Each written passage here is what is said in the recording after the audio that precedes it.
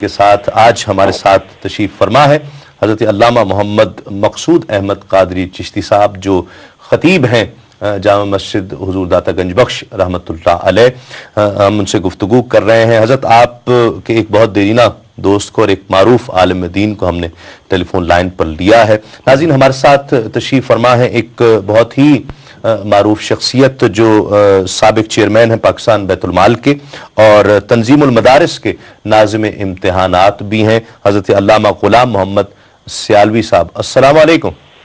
وعلیکم السلام ورحمۃ اللہ۔ سیالوی صاحب کیسے حضور؟ خیریت سے ہیں؟ اللہ کا خیریت ہے۔ حضرت علامہ مقصود احمد قادری صاحب آپ کے بہت دیرینہ تعلق دار بھی ہیں، دوست بھی ہیں، آج ہمارے مہمان ہیں، کیا کہیے گا ان کی شخصیت کے حوالے سے؟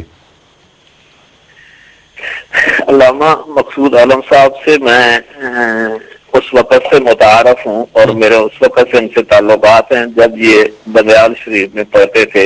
اچھا۔ استاد الکل حضرت علامہ عطا محمد بدیالوی رحمۃ اللہ تعالی علیہ کے پاس، اچھا، جو رئیس المنقول والمنقول تھے اور ملک بھر سے جو علم کی پیاس بجھانے والے اور علم حاصل کرنے والے جو طالب علم ہوا کرتے تھے وہ ان کے پاس دور دراز سے پڑھنے کے لیے جایا کرتے تھے۔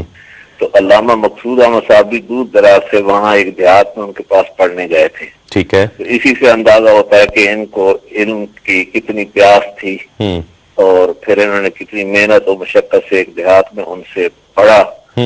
تو یہ مستند عالم دین ہیں اور میں ان کی علمیت سے بھی اور ان کی شخصیت سے بھی بہت زیادہ متعارف ہوں۔ انتہائی مخلص شخصیت ہیں اور بہت عظیم علمی دینی روحانی شخصیت ہیں۔ داتا صاحب کے جامع مسجد کے عرصہ دراز سے خطیب رہے ہیں اور بہت ہی آسان انداز سے انہوں نے اپنی خطابت کے فرائض انجام دیے ہیں۔ اور ان کا بہت ایک بڑا حلقہ عقیدت اور محبت رکھنے والوں کا نہ صرف پاکستان میں بلکہ دنیا بھر میں ہے۔ جی جی۔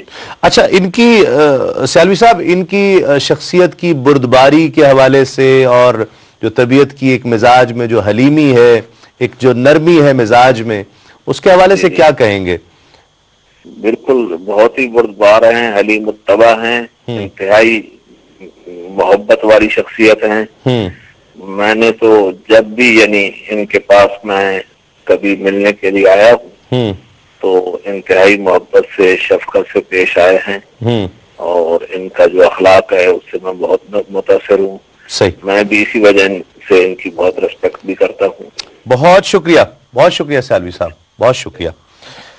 حضرت آپ کو دیکھ کر وہ جو سرکار دو عالم صلی اللہ علیہ وآلہ وسلم کا فرمان ہے کہ مومن وہ ہے جسے دیکھ کر خدا یاد آ جائے، تو آپ کی ماشاءاللہ شخصیت کو دیکھ کر، آپ کے چہرے کو دیکھ کر ایک خدا یاد آتا ہے۔ آپ کی محبت کرنے والے، عقیدت رکھنے والے نہ صرف پاکستان میں دنیا بھر میں ماشاءاللہ موجود ہیں۔ حضور داتا گنج بخش رحمۃ اللہ علیہ کی مسجد میں خطابت یہ کس طرح سے آغاز ہوا؟ میں اس وقت محکمہ اوقاف پنجاب میں ایک تصوف کے بہت بڑے ادارے مرکز معارف اولیاء میں ایگزیکٹو افسر تھا۔ ٹھیک۔ دسمبر 86 میں مولانا سید احمد نقش بندی رحمۃ اللہ علیہ کا وصال ہوا۔ تو اس وقت کے سیکرٹری اوقاف یوسف خان صاحب تھے۔ اچھا۔ انہوں نے مجھے فون کیا کہ یہ علمی اور روحانی مرکز ہے تو اس کے لیے کوئی نام تجویز کریں۔ میں نے اوقاف کے 3 علماء کے نام تجویز کیے۔ ٹھیک۔ تو انہوں نے فرمایا کہ بھی وہ اپنی اپنی جگہ پہ کام کر رہے ہیں۔ ٹھیک۔ اچھا، نام دینے کی اتھارٹی آپ کے پاس؟ جی جی۔ تو میں نے نام دیے تو انہوں نے فرمایا کہ نہیں، وہ تو اپنی اپنی جگہ پہ کام کر رہے ہیں، تو اگر ہم آپ کے آرڈر کر دیں۔ تو میں نے ان سے کہا کہ بھئی ٹھیک ہے، مجھے کوئی اعتراض نہیں ہے۔ اور آپ آرڈر کرنے والے ہیں کون؟ آرڈر تو وہاں سے آیا میں نے دل میں یہی سوچا کہ بھی یہ ان کی طرف سے آرڈر نہیں ہے، یہ داتا حضور کی طرف سے آرڈر ہے اور وہی آرڈر بلا رہے ہیں۔ تو پھر میرے انہوں نے آرڈر کر دیے سن 86 سے۔ اچھا، دسمبر 86 سے۔ ٹھیک، صحیح۔ بطور خطیب کے۔ لیکن میں نے چونکہ اس کو اپنے لیے ایک سعادت سمجھا تھا تو میرے فرائض میں نماز پڑھانا نہیں تھا۔ ٹھیک ہے۔ صرف جمعہ۔ تو میں نے فجر کی نماز کو اپنے لیے لازم کر لیا، فجر کی نماز کی امامت۔ شروع کروا دی، اور اس کے بعد تفسیر قرآن کا درس.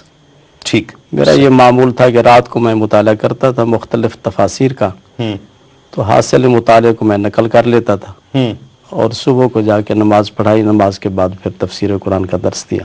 صحیح. تو الحمدللہ 86 میں نے درس سے تفسیر شروع کیا، پہلے پارے سے. اچھا. تو ابھی تک یہ 12ویں پارے تک پہنچے ہیں. ماشاءاللہ. اچھا، وہاں پر چونکہ ایک اتنے بڑے اللہ کے ولی کا مزار اقدس بھی ہے اور مرجع خلائق ہے، دنیا بھر سے لوگ وہاں پر جمع ہوتے ہیں، حاضر ہوتے ہیں بڑی ادب اور عقیدت کے ساتھ، اور آپ کا بھی ایک تعلق ان سے. بہت سارے واقعات ایسے آپ نے وہاں پر دیکھے ہوں گے کہ جو ناقابل یقین ہوں. کوئی ایسی بات ہمارے ناظرین سے شیئر کرنا چاہیں گے؟ سب سے بڑی کرامت جو داتا حضور رحمت اللہ علیہ کی ہے وہ یہ ہے کہ 70,000 کے قریب 24 آور لوگ وہاں پہ حاضری دیتے ہیں. کیا بات. اور آپ کے لنگر سے فیض یاب ہوتے ہیں. واہ. کوئی شخص کسی کو اور وہ سلسلہ منقطع نہیں ہے. 2-3 دن تک کوئی شخص مہمان نہیں رکھ سکتا کسی کو. جی ہاں. اور داتا حضور رحمت اللہ علیہ تقریباً 1000 سال سے ہزاروں لوگوں کو ہر روز اپنے لنگر سے فیض یاب کر رہے ہیں.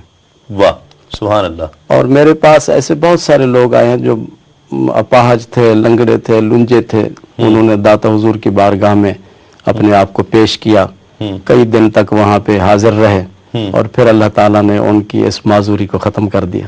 کیا بات. سبحان اللہ. ایک شخص پیر مکی رحمت اللہ علیہ کے قریب رہتا تھا، تو اس کی بینائی ختم ہو گئی.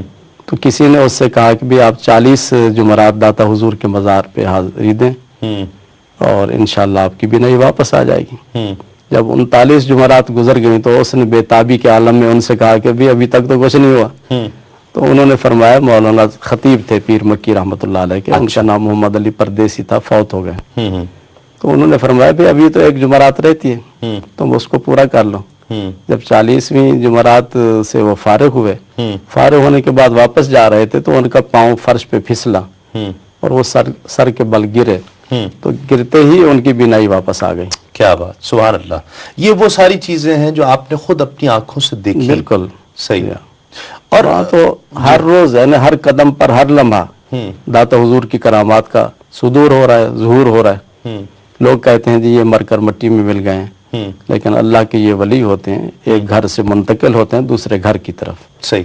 اللہ تعالیٰ ایک عام آدمی کو قبر میں زندگی عطا کرتا ہے. صحیح. آپ نے تو یہ عقیدہ بھی ہے اور پڑھا بھی ہے، سنا بھی ہوگا کہ قبر کا عذاب بھی برحق ہے اور قبر کی نعمتیں بھی برحق ہیں. صحیح. صحیح. تو کیا عذاب کسی پتھر کو دیا جاتا ہے اس میں جان نہ ہو؟ صحیح. اچھا یہ بتائیے، میں بڑا کین ہوں یہ جاننے کے لیے، بڑا دلچسپی سے، جب بھی ہم بھی حاضر ہوتے ہیں وہاں پر تو ہم نے دیکھا ہے کہ کچھ ایسی پراسرار سی شخصیات بھی ہوتی ہیں.